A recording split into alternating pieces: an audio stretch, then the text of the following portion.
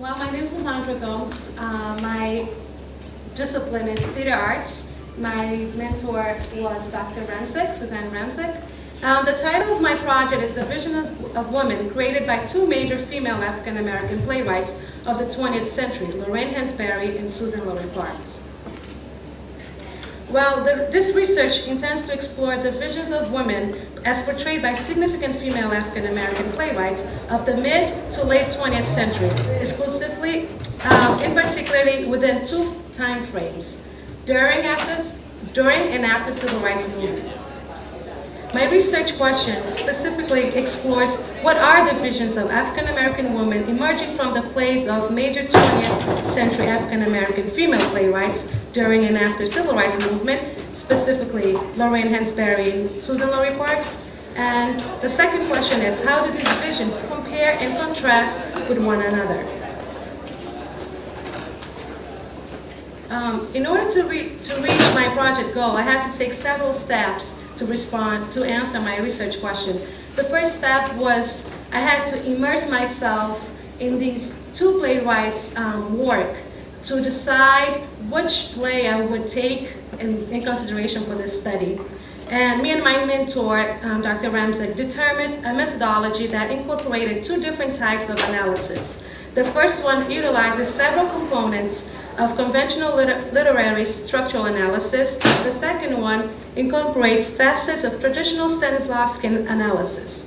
Additionally, I needed to research and study secondary sources specifically related to this field of study.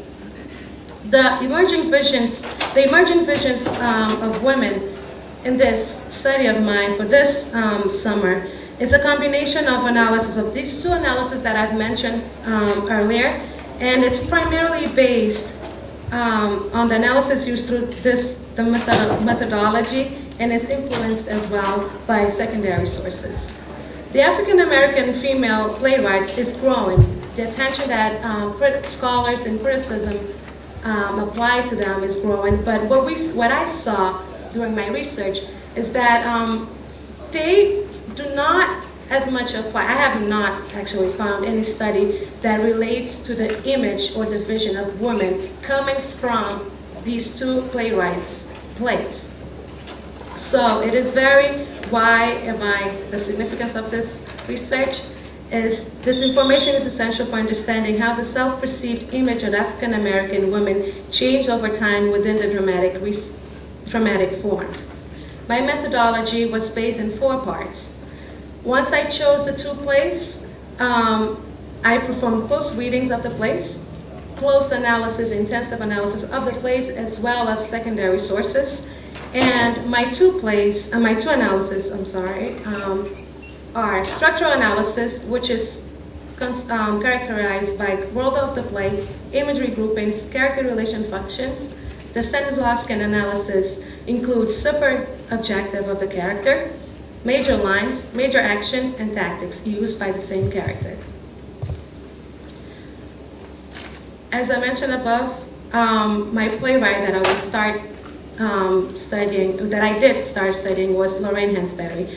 She was born on May 19, 1930s. She won the New York Drama Critics Circle Award in 1959 for Raisin in the Sun, the play that I chose to explore. Hansberry is known for being a resolute activist, and such quality reflected and influenced her writings. When one examines Hansberry's plays, you realize her works are both similar and different from plays written by black males between 1950s and 1980s. Even though she shares same themes in plays as these black dramatists, she differs from them because the vision that she incorporates in her plays, how she perceives women specifically. She did not limit herself on images of black women as immoral, promiscuous, wanton, frigid, overbearing, or pathetically helpless. She rather emerged with a variety of images of female heroines. These women are challenging, multidimensional, and innovative. Hansberry believed that creating new images of blacks was going to contravene stereotypes created by white dramatists and black playwrights who also conformed to standards accepted on the American stage before 1950s. A play A Resident Son, focuses on 3 adult female characters, illustrating in numerously ways the potential of womanhood.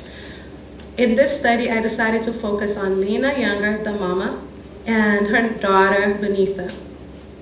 The resultant vision of Lena Younger came from all the combinations that I did, that I mentioned in the beginning, from the Stanislavski analysis and the structural analysis. So the structural analysis, you have the world of the play. I just wrote a little bit so you have an idea what was going on. So you have a poor Christian family from Chicago South Side. The action happens between World War II and 1959.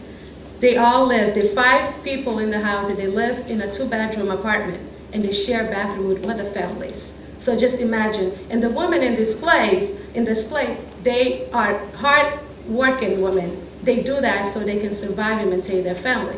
So just from the world of the play, I started seeing that, okay, women in this play, they work.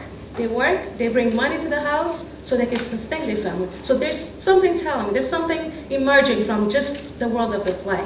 And then you go, I went and I did a list. It's more than just this. I just picked the 3 ones that I thought was helpful. You have images coming out of the themes in the play: control, dominance, nurturance, imagery of ambition, hopes, and dreams. So these are things that after I analyzed, it's like, oh, they relate to Lena, the mother. And then the character relationship functions. This really helped me a lot because I was able to see how she related to the other characters in the play and how the other characters in the play perceived her. So she has the function of controller, controlled, dominated, dominated, and you can see that in the relationships that she has with her daughter, Benita. Abuser, abused with her son, Walter, and nurtured in the relationship that she has with Ruth, her daughter-in-law. But overall, she is parent-child. So she serves in the play as a parent, and the other ones are the child. So from the structural analysis, I started getting visions from this woman. She is a strong woman. She is someone who dominates. She is someone who controls everyone in the family. But then I was like, okay, after I'll go, and I decided to study, I applied my Stanislavski analysis, and this, with the super objective, it tells me what the character's goal is in this play. She aims to make her children happy and provide for them in any way she can. So I go, after that, I analyze the major lines. And you have lines as, there are some ideas we're going to have in this house, not long as I'm the head of this family, which supports the domineering aspect that she brings in the play. Major actions. She does not allow her son, Walter, to buy a liquor store. She physically attacks Walter after he loses the money. She physically attacks Benita for saying that she doesn't believe in God. So both analysis really helped me see exactly what the vision was, and as I mentioned before, I concluded that she was a stereotypical matriarch of the family, of the black family. She's domineering, controlling, and abusive, but she overall is the nurturer of the family. You see all these negative aspects of her, but when you read the whole play, you have this positive woman that's emerging out of the Hansberry's play. On the other hand, the character of Benita is perceived as endless possibilities for black women. She is the new black woman figure. She reflects the new form of black pride and nationalism. She also symbolizes intellectual voice of feminist debate. Benita's goal is to ultimately find her self-defined identity and also finish her medical school. So by the tactics that I used, that I analyzed in major lines, I saw a vision of a young woman who was intellectual, determined, ambitious, but who also other people perceived as arrogant, apathetic, and flighty. However, this multi-perception of Benita is gained because throughout the play she's constantly detaching herself from black womanhood stereotypes, and is also because it's difficult for her to show that she loves someone, that she cares, when she's surrounded by economic and psychological impoverishments. So that was the conclusion that I have for the two characters in The Raising of the Sun. My second playwright was Suzan-Lori Parks. A closer and intensive attention was devoted to the play Venus, written by Suzan-Lori Parks. Suzan-Lori Parks is known for being a playwright that's both innovative and controversial at times. She's very interested in the creation of new form of dramaturgy in contemporary theater.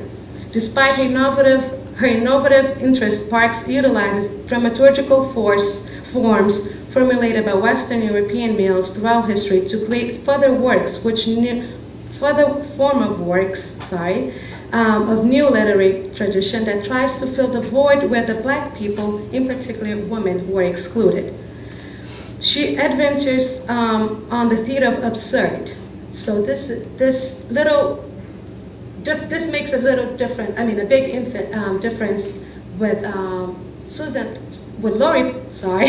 with Hansberry, because she still uses realism in her plays, Suzan-Lori Parks, but it's a different mode of realism that Hansberry used.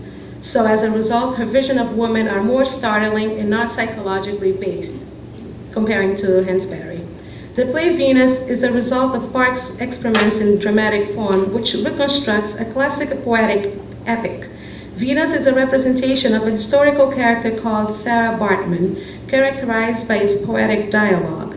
Parks focuses in this play on African-American woman creating a non-traditional hero.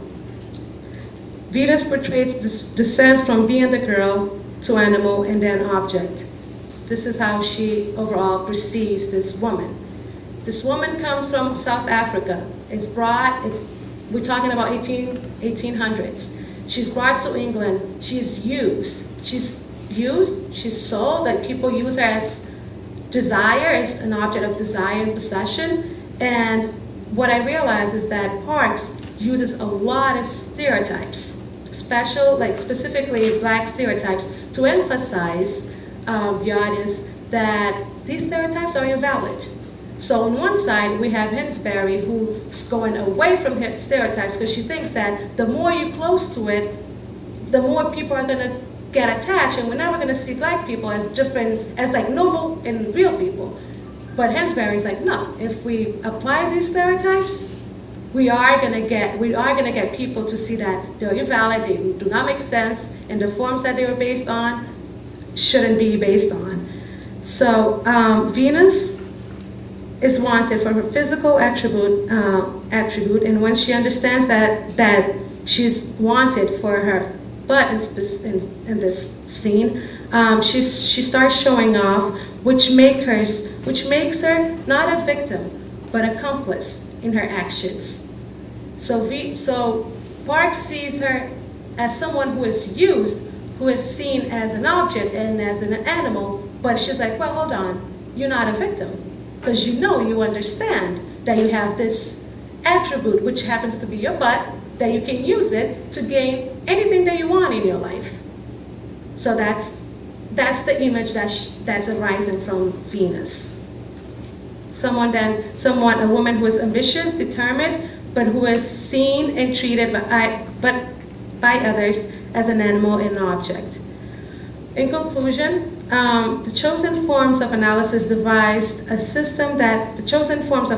I use devise a system that has helped me arrive into clear visions of women implicated by these two African-American female playwrights. Clearly, in these two eras, the visions are diverging. In Lorraine Hansberry's A Raisin in the Sun, we are presented with clear psychological developed characters, such as Lena Younger and Benita Younger. It is clear that the vision of woman emerging through the character of Lena is of a strong matriarch black woman who nurtures, protects, as well as dominates her family. Additionally, Benita is the image of the new black woman who is not afraid to express her ideas at any time. On the other hand, Suzan-Lori Parks represents us with a black woman who is not psychologically drawn, but who is seen as an object of desire and possession, but who also expresses herself. For future plans, I intend to conclude my project with my honors thesis this next semester coming up. I hope to eventually see an evolving vision of African American women that progresses from pre-civil rights movement to time to the civil rights movement to the post-civil rights movement, the end of 20th century. As it will be interesting to note how representative playwrights such Georgia Douglas Johnson, Lorraine Hansberry, and suzan-lori Parks view women in their contemporary cultures through these three eras. I would like to thank my mentor, Dr. Ramzik, for accepting to be my mentor, and also for all the help and time that she devoted to this study. Also to the Adrian Tinsley program and everyone in it, in specific Kathy Frederick and Dr. Lee Torder, for always smiling to us. And my new friend, Brita Gingras, for encouraging me and always believing that we could do it. Thank you.